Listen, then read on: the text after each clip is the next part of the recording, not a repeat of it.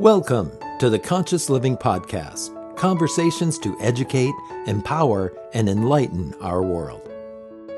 An uplifting and inspiring series of conversations and talks with your host, Jackie Woodside. We are educating minds, empowering lives, and enlightening souls to create a world where love prevails. In this engaging podcast, we deliver exciting, positive, transformative talks and teachings designed to elevate your life. Now, let's join our host, Jackie Woodside, for this week's session. Hello there. Thank you for joining me today for the Conscious Living Podcast, where we are here to educate, empower, and enlighten our world. I'm Jackie Woodside, the founder and the host of the Conscious Living Podcast. Each week on Tuesdays, I bring you an interesting conversation that I get to have with various coaches, authors, thought leaders, spiritual teachers, health gurus, people from all walks of life that share one thing in common. They share their commitment to living life more consciously.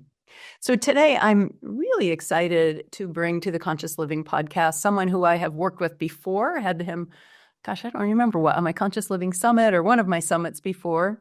Kenji Kumara is a wisdom teacher, a highly acclaimed spiritual teacher who goes by the name the Whisperer of Wisdom. So, Kenji, welcome to the podcast. And why don't you say a few more things about yourself to help our listeners get to know you a little bit better? Well, in a nutshell, I'm like most everybody else that is considered a light worker, a light weaver, starseed, where I've gone through all my ups and downs in my life, many traumas, many decades of being the alone seeker, seeking the truth. And I will say one thing. So the global event that happened, as we know, in 2020, opened my eyes up to a lot of things unexpectedly. So I come to realize that, well, when one becomes more awake, for lack of a better term, when one becomes more conscious, one begins to make more conscious choices that have positive results.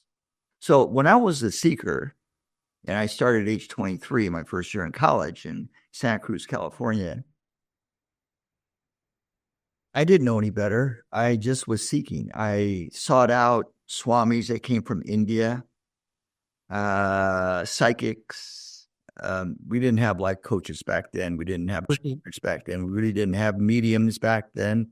Right. So I was kind of stumbling along. And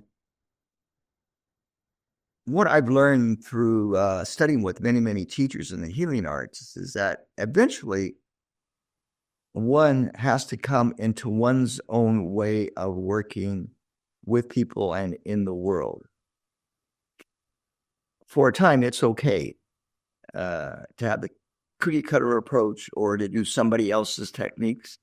But I realized back in 2007, after I studied with my last teacher, the end of 2006, that I had to do my own thing. I couldn't support other people's teachers, depriving my own self of a prosperous livelihood financially.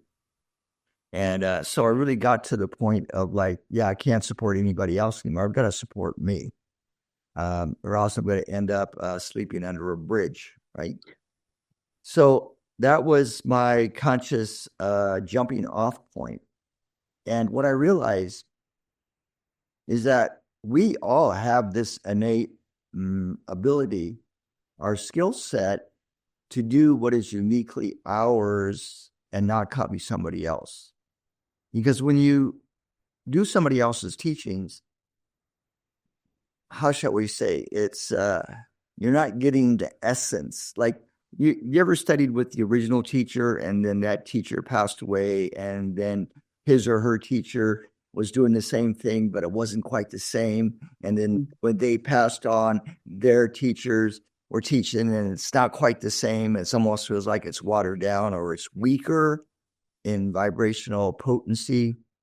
Well, that's what I realized as well. So I think my suggestion to the audience today would be to make a choice to bring forth your own unique way of working in the world. And it doesn't matter what it is. It doesn't have to be in the so-called healing arts. It can be in anything that you do, including being a mother or a single dad, mothering kids, that you have all that you need to be creative in the world. You just have to begin to choose it and to focus on that in your meditations every day. So this is my whisper of wisdom. That is, that is why we're here, Kenji, right? We're here to be creators. Yeah. And I love what you're saying.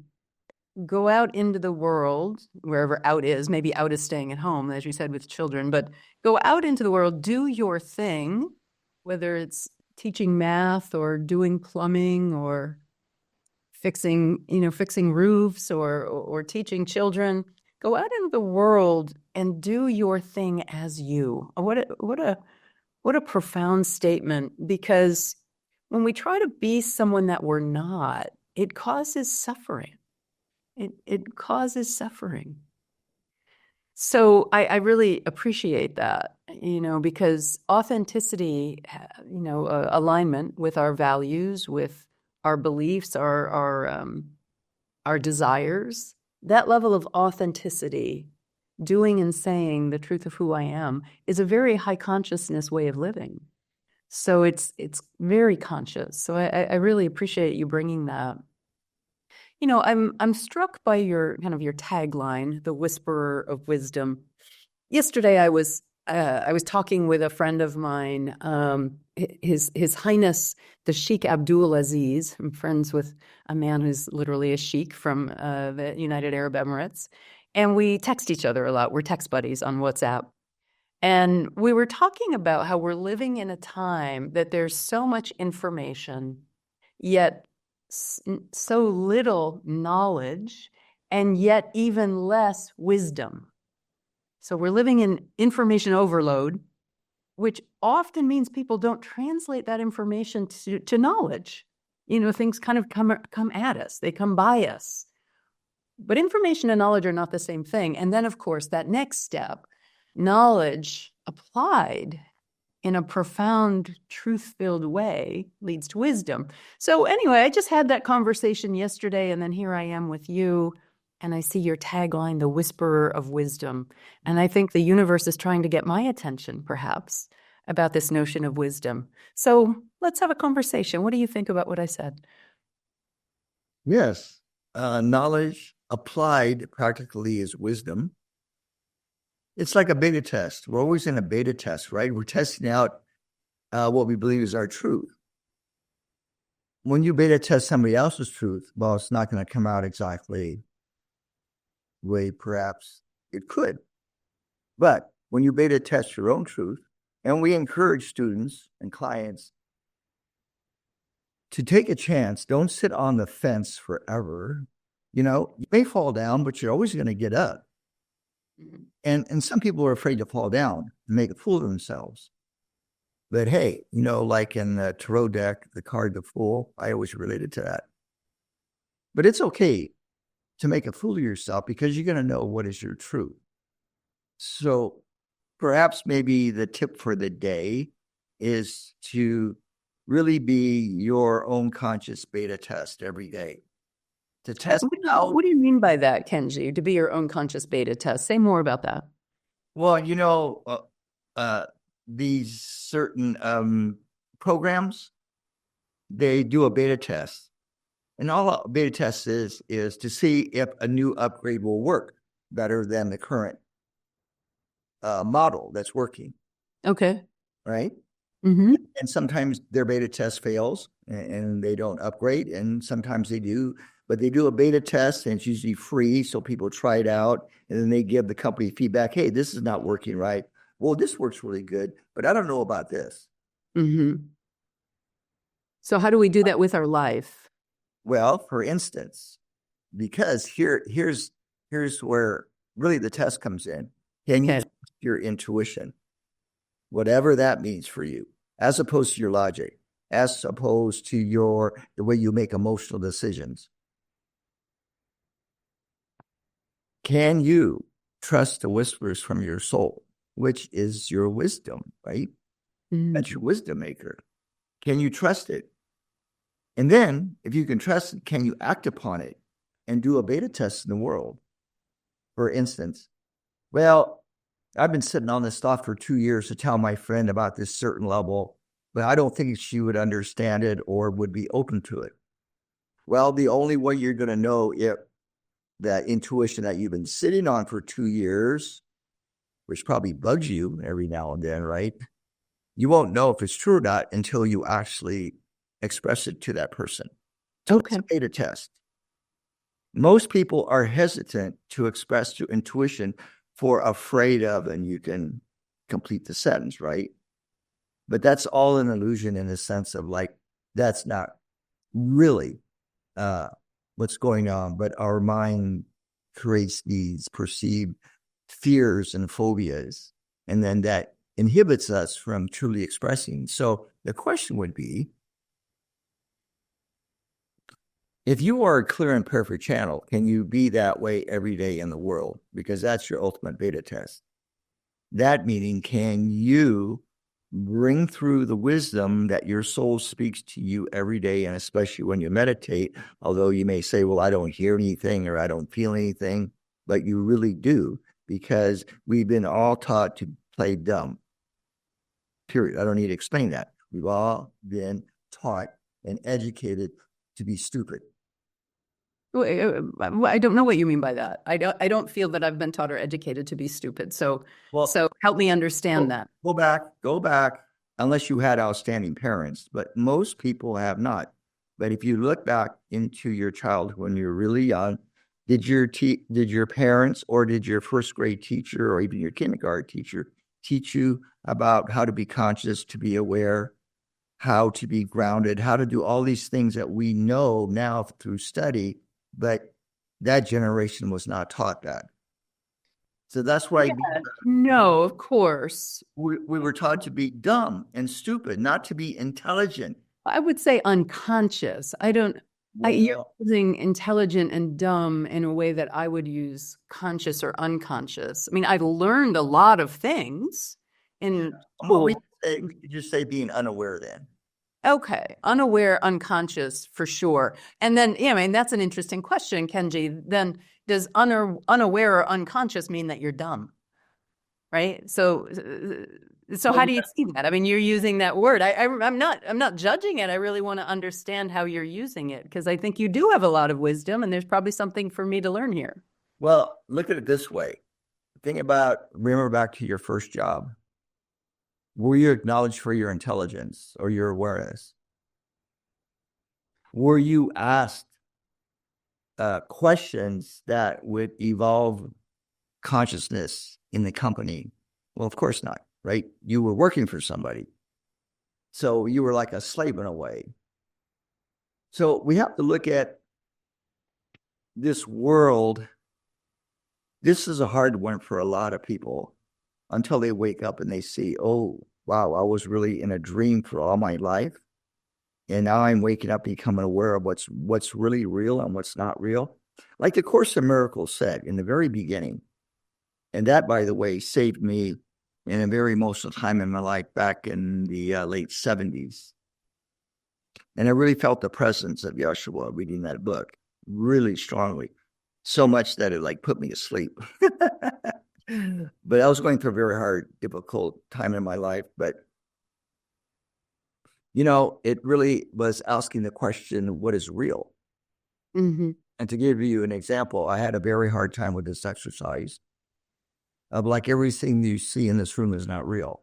Yeah. Well, we were grown up to think that chairs are real, this table is real, your job is real. There's nothing else but what you see physically.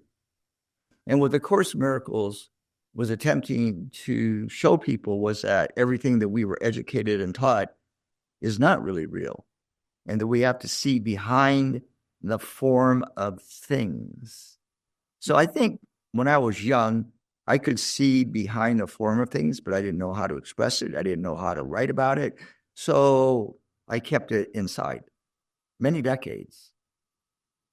Although I had the gift of writing. What he said, you have the gift of writing, so therefore I didn't write.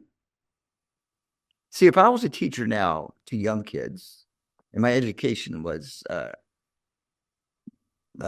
K through 6 teacher,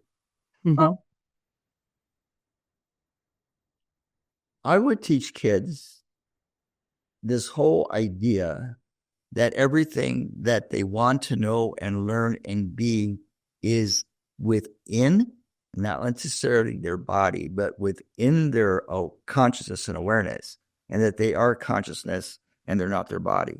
Yeah. So when you can guide people into the experience of, oh, I'm not my body, I'm not my job, I'm not my personality, I'm not what I do in the world, then what am I? Yeah. So we teach a course where people can experience, if you're not this, that, and the other, then what are you? And let's now experience what that is. And then when people experience it, and I say, can I have some feedback? Silence, right? Of course, because there's no words to describe that other place or state of being. We don't have the language for it. Yeah. Right? Yeah. We don't have language for it. You know, the truth of who we are, being infinite intelligence, being consciousness that has taken physical form. And so we don't see people for the truth of who they are. We see them through the lens of our own projections, through our own needs, our own beliefs of who they are. And similarly, we don't see ourselves for the truth of who we are either. We see ourselves through the lens of the egoic projections that have gotten created over a lifetime. And until you begin unpacking that, it really isn't possible to live life consciously. You're living life in the dream or in the illusion. It's that old saying from way back when, and it's referring to when we dream. So what is more real, what you dream or this more conscious state? But I would say there's also another state. There's a third state, but that's for another podcast. But contemplate that. Is your dream, whatever you are dreaming, is that more real than what you are experiencing in this physical reality? Or is what you experience in meditation more real than what you do in your daily life and experience that? Mm-hmm. You know, we privilege the mind over the spirit, the thoughts. You know, we use mind in different ways, but you know, we honor and privilege the intellect, the physical, the human domain. I mean, of course, we're here having a human experience. So in some ways, that's a no-brainer. Yes, of course, we have to honor and privilege the human experience. But yet the fullness of the human experience will never be known. You'll never live life consciously until you're able to see beyond that. That I am not my human condition. I am not the definitions of my ego. I am the light of God expressing. I am pure energy in the human form. So yeah, I do think that, you know, again, going back to this notion of you being the whisperer of wisdom, I think it is very difficult because conscious evolution has not evolved yet to a place where people, you know, walk around having this conversation that, you know, the problems that you define yourself by, or the physical things that you think you have to own, the money that you have to have, the ways that we define ourselves, it's all made up. And in any moment, you could make up something else. You can make up some other definition. But people don't feel that freedom. They feel very trapped, I think, by, you know, what I call the confines of the ego. That's our journey in life. Our purpose in life is to free ourselves from the confinement of the ego. A really simple example of this would be if you had an overview of your life and all the ways that you were taught to be and do and think and feel, And if you were to take all those projections from culture, from religion, from academics, from your parents, grandparents, friends, adversaries, the whole thing. And if you were able to discard all of that just for like 2 minutes in a state of meditation, you would most likely then experience what is really true and real. Say more. Mm.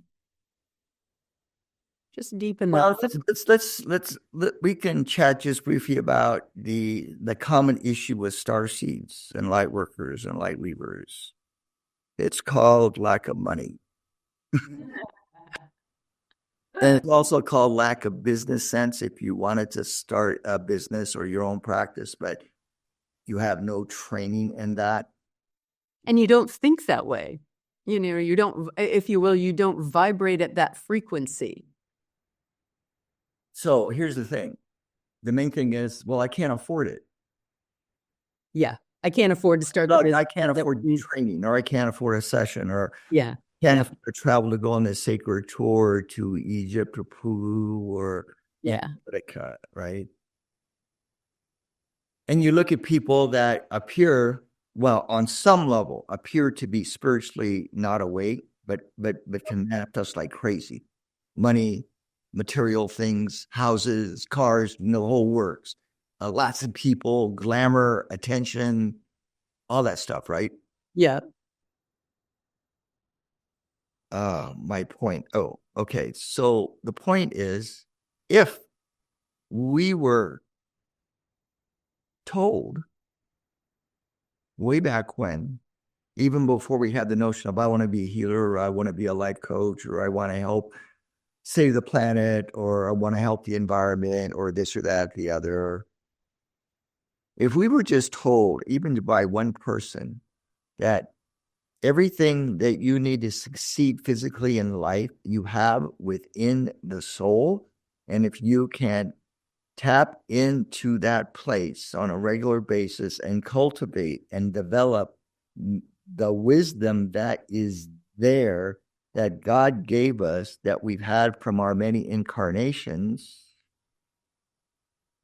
we could do it without having to spend all this external money on this program and that program, and then go, oh, after $100,000, I didn't learn very much. Right. Well, you can learn some things, but are you able to actually do it? Because if it's not aligned with who you are and the vibrational energy of your consciousness, I mean, I've done it myself. I've seen so many people go through it. I learned all the really great things, but it's not who you are. It's not aligned, and it won't happen. You know, you'll learn all good things, but you won't do the things that you've learned. Again, the difference between knowledge and wisdom. Here's what I ask clients, and I feel they haven't understood that question. Which question? Well, here's the question. Oh, okay. What could you do really well as a young kid without any training? That's your sole purpose, or that can manifest your sole purpose. I don't know what to do in my life, but I want to help people. Then I would say, okay, what could you do when you were really young, very naturally, you were very good at, and you didn't have any training? That's your wisdom. Now, many clients can't answer that. But from my intuition and my knowing, and from my own personal experience, we each came into this life with at least one profound gift of creativity that perhaps in most cases was stifled and not recognized early on. So we didn't develop it. Yeah, that's a belief. I've worked. I think that's. We are here to create. So for sure, we came in here, I would say, with an energetic imprint to bring into this planet, whether it's through how, our work, your soul's purpose. And No, what I'm saying is we all have at least one gift that we can manifest in the world as a livelihood, however you want to call that, as your career, as your spiritual practice. In other words, we don't have to learn something from somebody in order to be successful. Yeah, We each have a creative gift, at least one. People have many people have many, but at least one that's unique to that soul, to that human body. Okay. Well, ask your people, ask your friends. This is what I see, though. I see this. Right. A lot of times I see that people aren't using them because they're not aware of that gift, but they're kind of expressing it unconsciously, kind of every day in a sense. Yep. I think we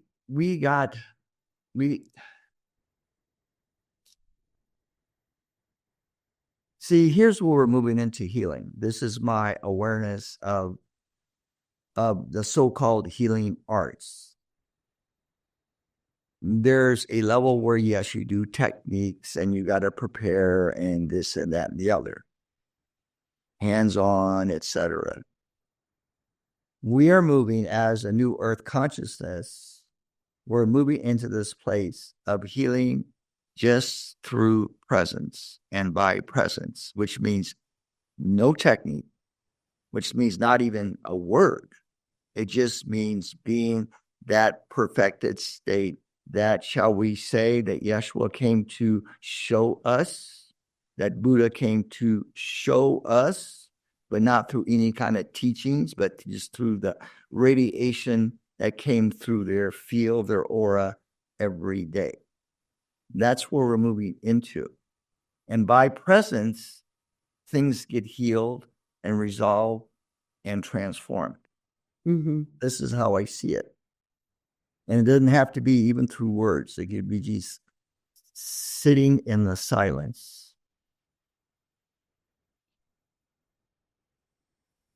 And they say the samadhi experience, or the kensho in Japanese, that basically means like a spontaneous flash experience of enlightenment or freedom.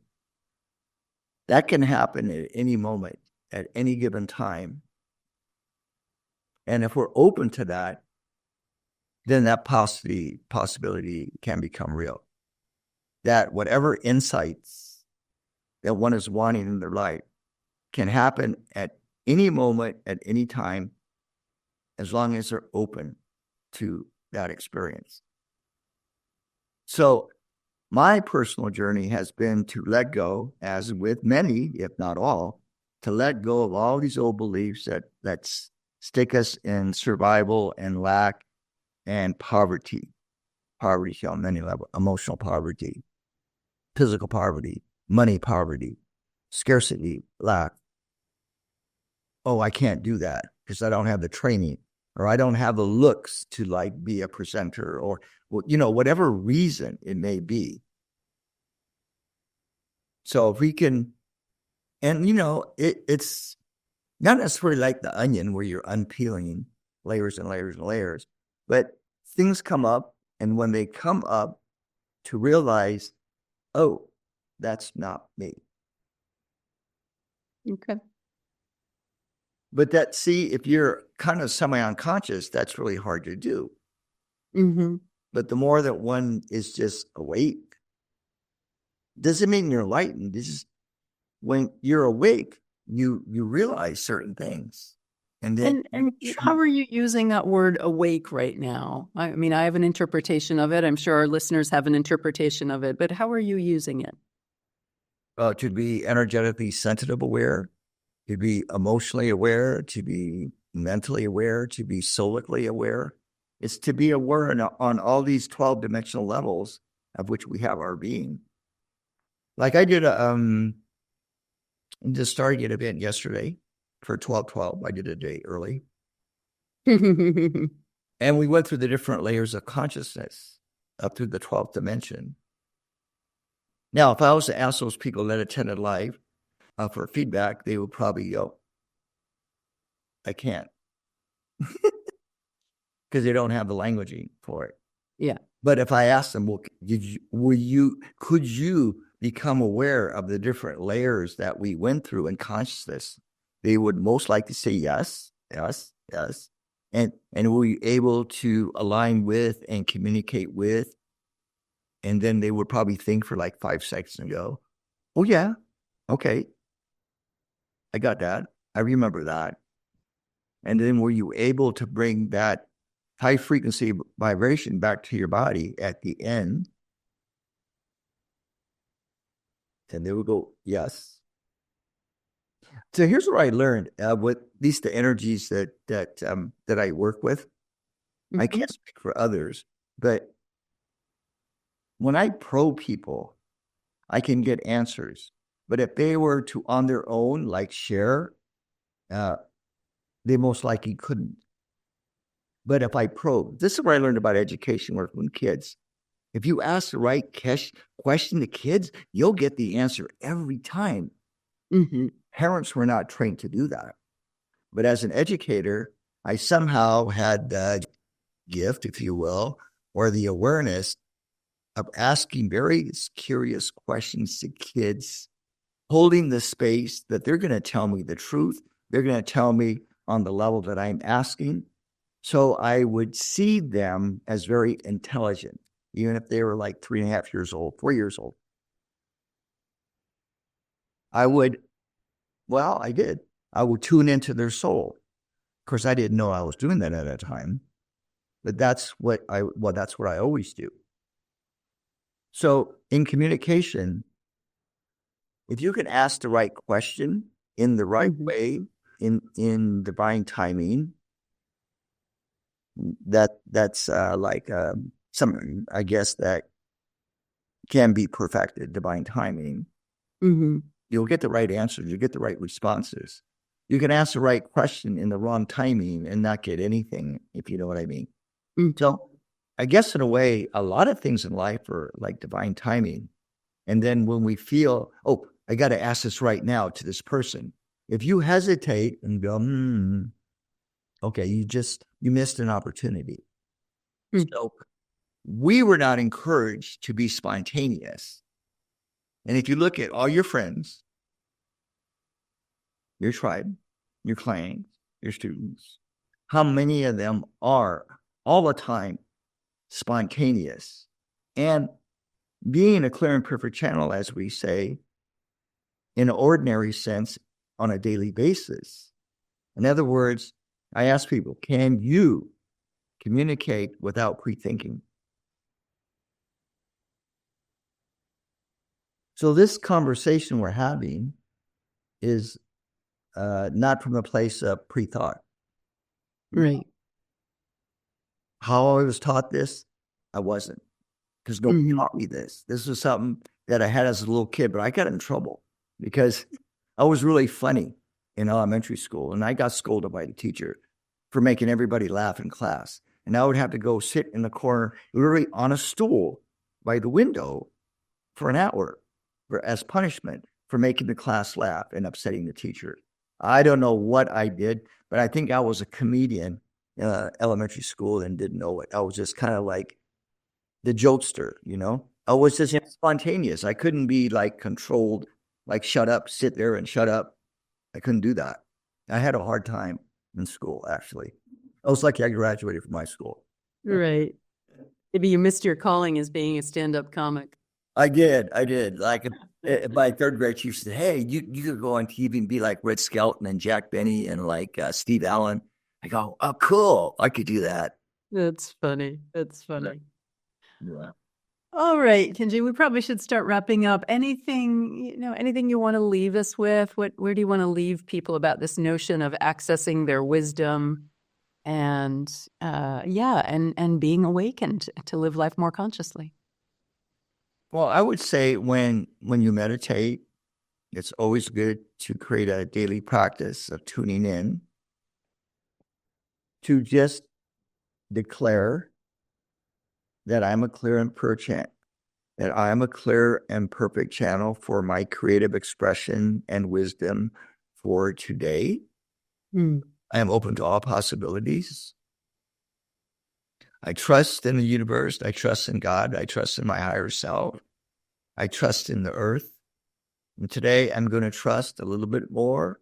I'm going to allow a little bit more.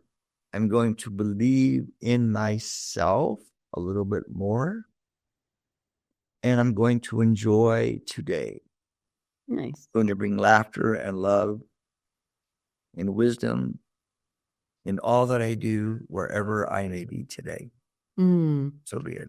So It's a powerful intention. Yeah, it's a beautiful, powerful intention to start your day or ground yourself in your day with. That's wonderful. Yeah, you don't have to sit there and meditate for 2 hours, just Set that intention. keep it simple. Keep it simple and keep it awakened. Mm-hmm. So great. So Kenji, if people wanted to follow up with you, your website is kenjikumara.com. Is that the best place for people to get in touch with you? Yes, as well as the inner realms.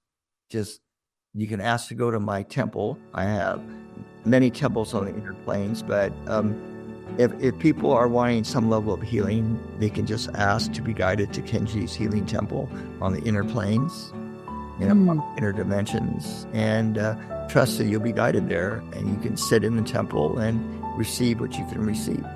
It's beautiful. Your background looks like a healing temple. They have all kinds of interesting cutouts and tunnels and places to explore. It's really beautiful. Well, thank you so much, Kenji, for being here with me on the Conscious Living podcast and bringing the whispers of wisdom from you to us, to our listeners today. I appreciate you. Thank you. Same to you.